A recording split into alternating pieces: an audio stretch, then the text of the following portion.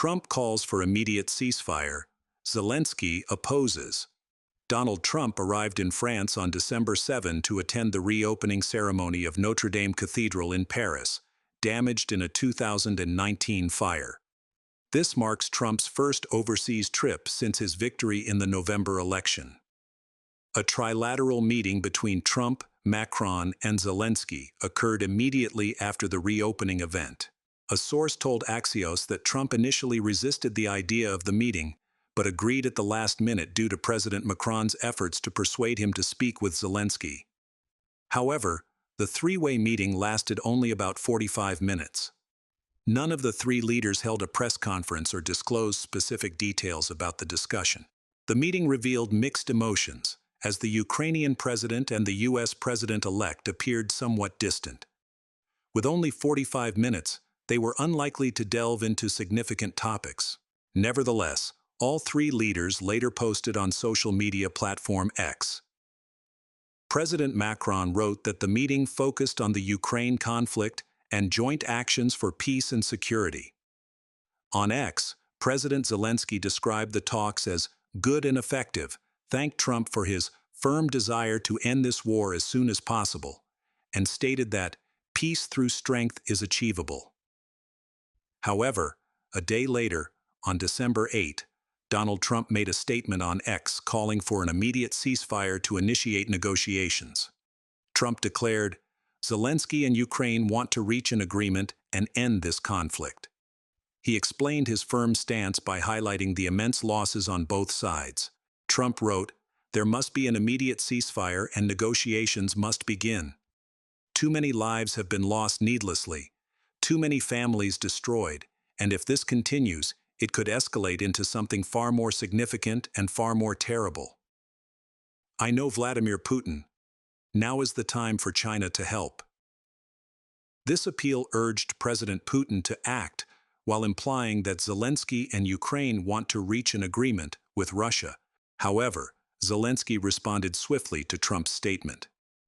He rejected the call for a ceasefire, asserting that resolving the conflict requires more than a piece of paper and a few signatures. Zelensky emphasized Ukraine's demand for long-term security guarantees.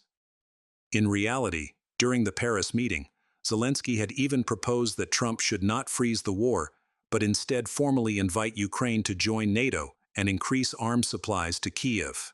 Given these conflicting positions, the December 7 meeting in Paris was unlikely to achieve consensus, as both Trump and Zelensky subsequently conveyed opposing messages.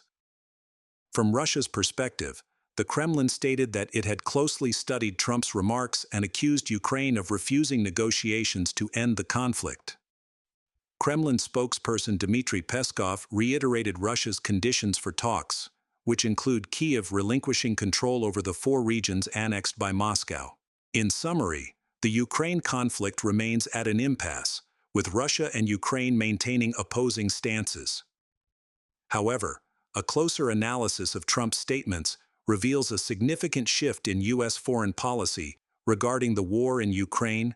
Trump emphasized his goal to end the war through an early ceasefire.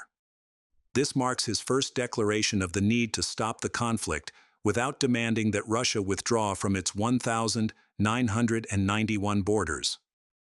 Another notable point is that Trump refrained from blaming President Putin for initiating the war. Instead, he highlighted the madness of the conflict and the heavy losses on both sides. In doing so, Trump appeared to avoid assigning blame or framing either side as the aggressor or the victim. In his remarks, Trump cited casualty figures, claiming Ukraine had lost 400,000 soldiers and Russia 600,000. Both Ukraine and Russia have since disputed these figures. President Zelensky stated that Ukraine had lost 43,000 soldiers, with 370,000 wounded, and claimed that Russian losses exceeded 750,000, including 198,000 killed and over 550,000 wounded. The Kremlin dismissed Trump's figures as being in line with Ukraine's narrative, adding that Ukraine's losses far exceeded those of Russia. The exact casualty numbers for both sides remain a closely guarded secret.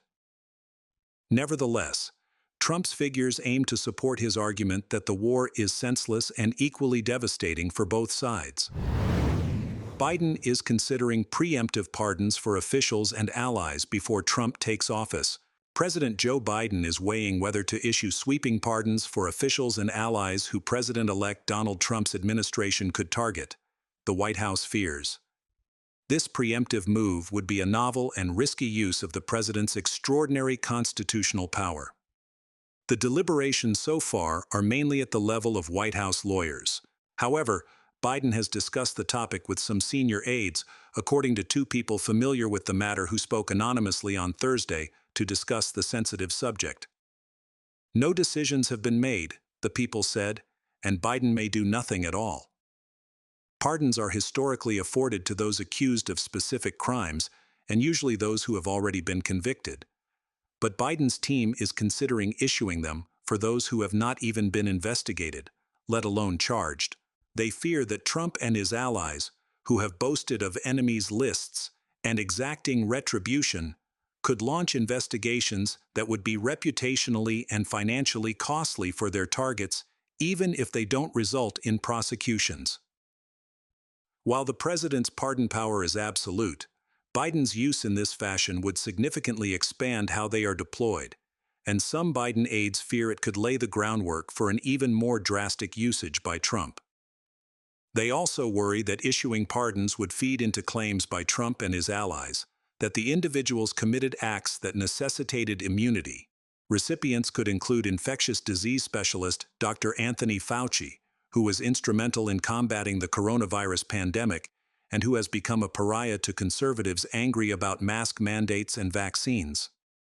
Others include witnesses in Trump's criminal or civil trials and Biden administration officials who have drawn the ire of the incoming president and his allies.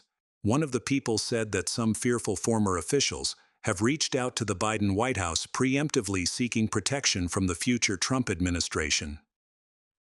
It follows Biden's decision to pardon his son Hunter, not just for his convictions on federal gun and tax violations, but for any potential federal offense committed over 11 years, as the president feared that Trump allies would seek to prosecute his son for other crimes. That could serve as a model for other pardons Biden might issue to those who could find themselves in legal jeopardy under Trump. Biden is not the first to consider such pardons. Trump aides considered them for him and his supporters involved in his failed efforts to overturn the 2020 presidential election that culminated in a violent riot at the Capitol on Jan. 6, 2021. However, he could be the first to issue them since Trump's pardons never materialized before he left office nearly 4 years ago. Gerald Ford granted a full, free, and absolute pardon in 1974 to his predecessor, Richard Nixon, over the Watergate scandal.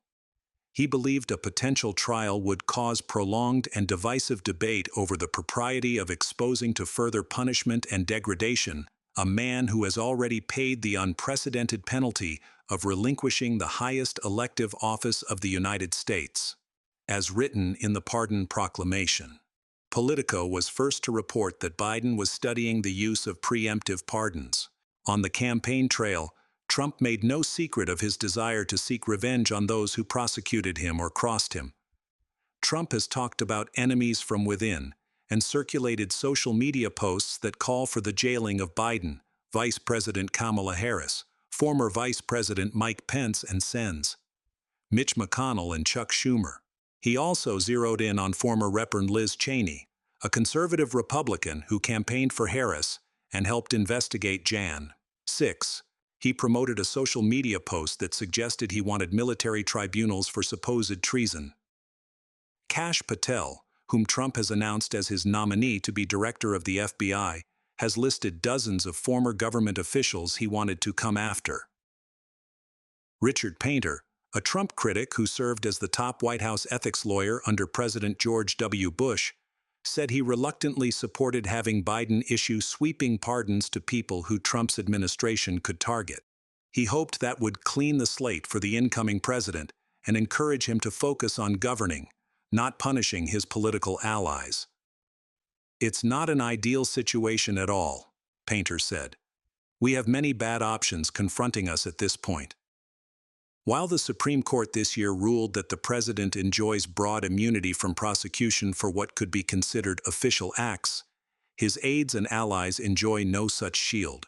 Some fear that Trump could use the promise of a blanket pardon to encourage his allies to take actions they might otherwise resist, for fear of running afoul of the law. There could be blatant illegal conduct over the next 4 years, and he can go out and pardon his people before he leaves office, Painter said. But if he's going to do that, he's going to do that anyway, regardless of what Biden does. More conventional pardons from Biden, such as those for sentencing disparities for people convicted of federal crimes, are expected before the end of the year, the White House said.